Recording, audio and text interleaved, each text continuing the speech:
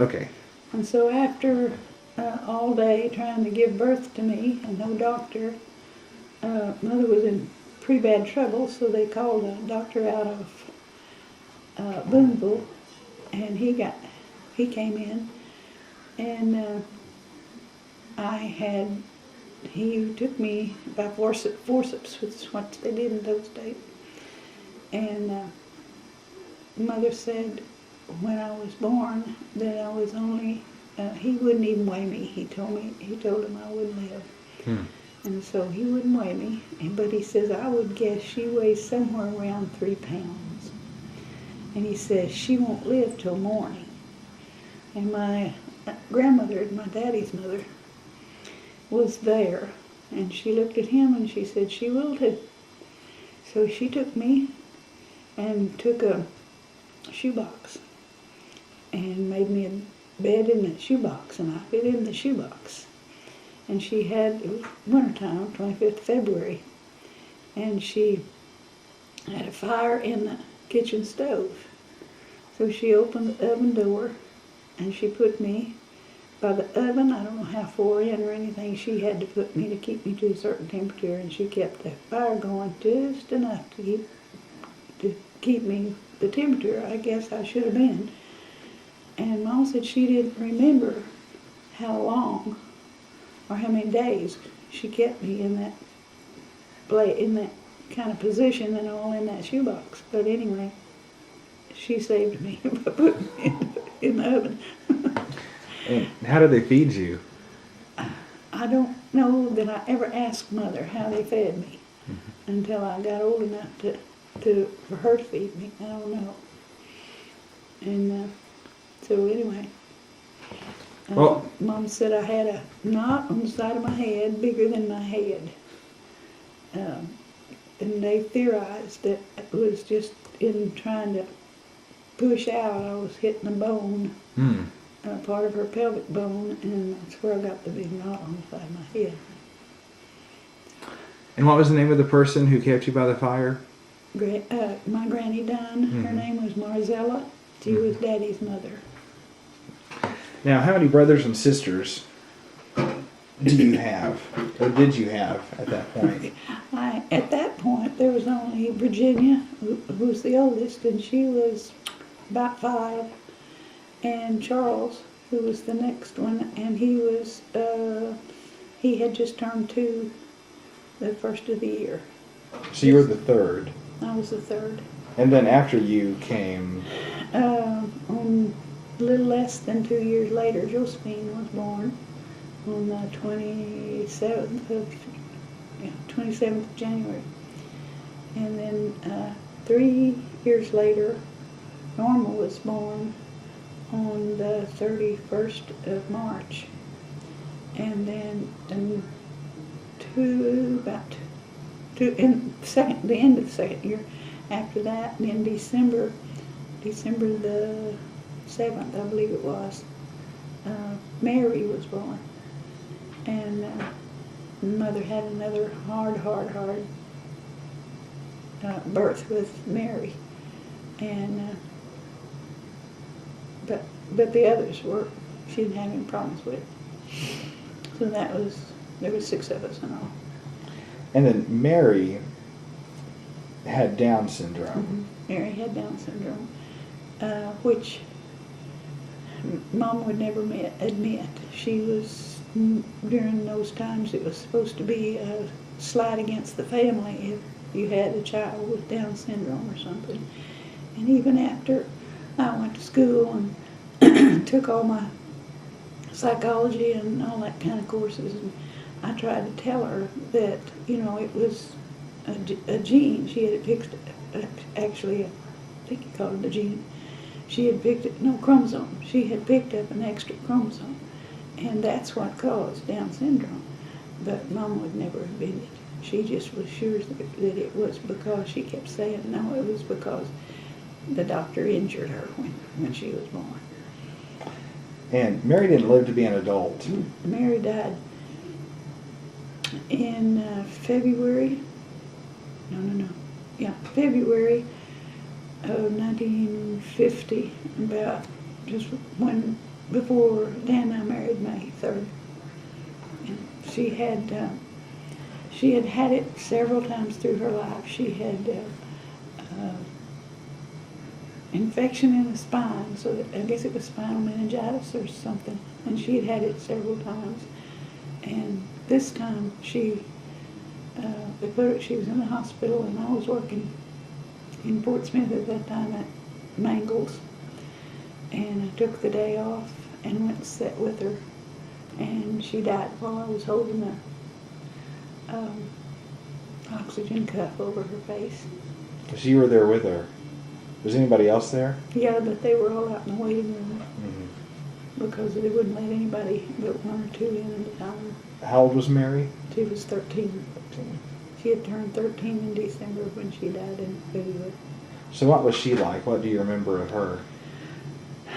Well, she was like most Down syndrome children. She was precious, just the sweetest, loving child you could ever have. She didn't walk until she must have been 5. And she got up on and sat up when she was about 3. She could sit alone.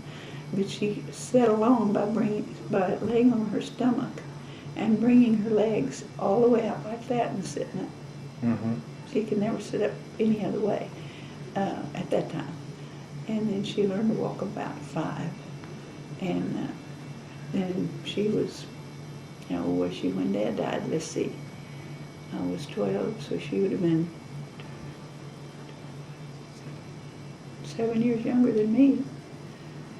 So about that same year, Dad died in August.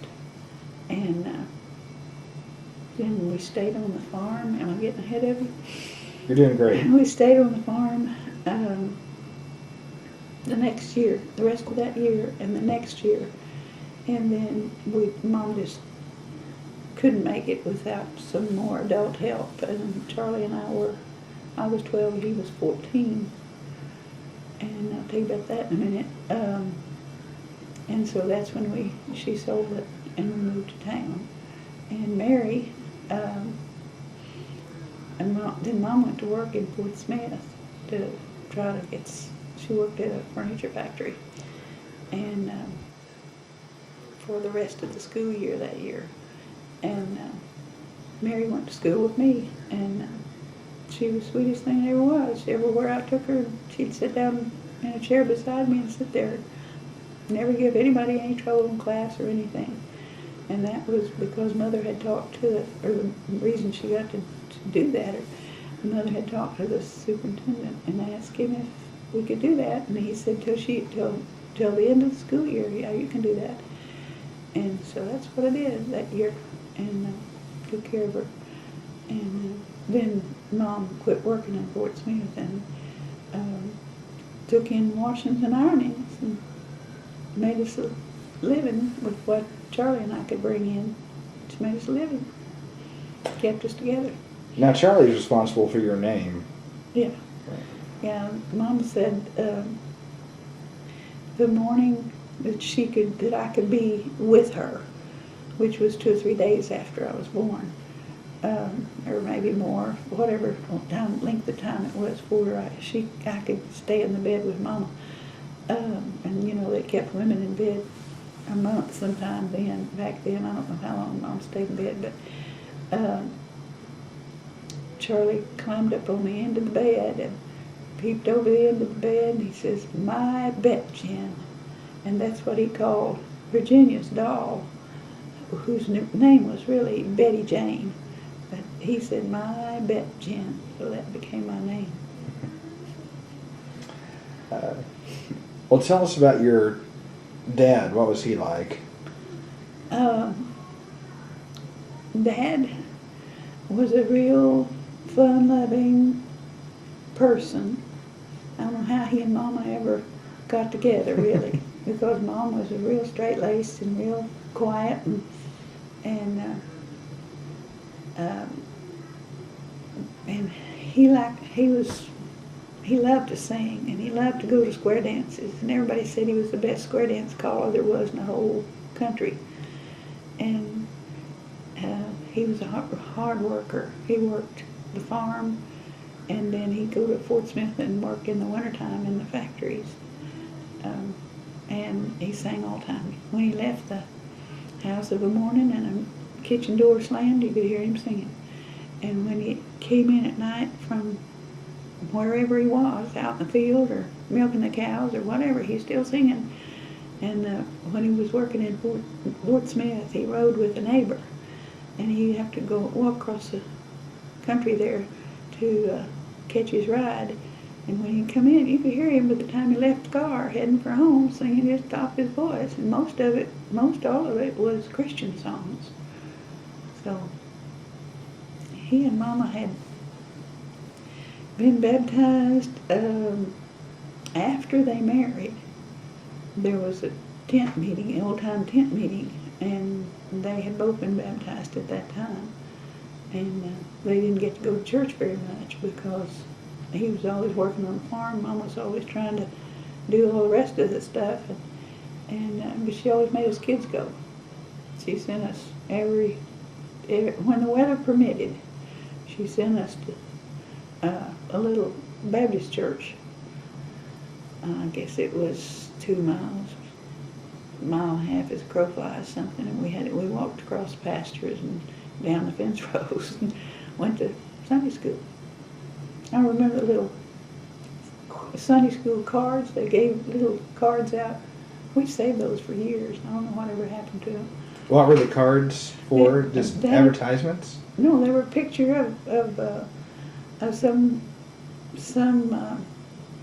something from the Bible, and then it would have Bible verses on it. Well, the next time we went to church, we had to know that Bible verse the next time we went. So it was a way of learning Bible verses and stuff. So that Baptist church was the church that you grew up going to most of the time? Until we were, until we moved to town, and I was 14. Mm-hmm.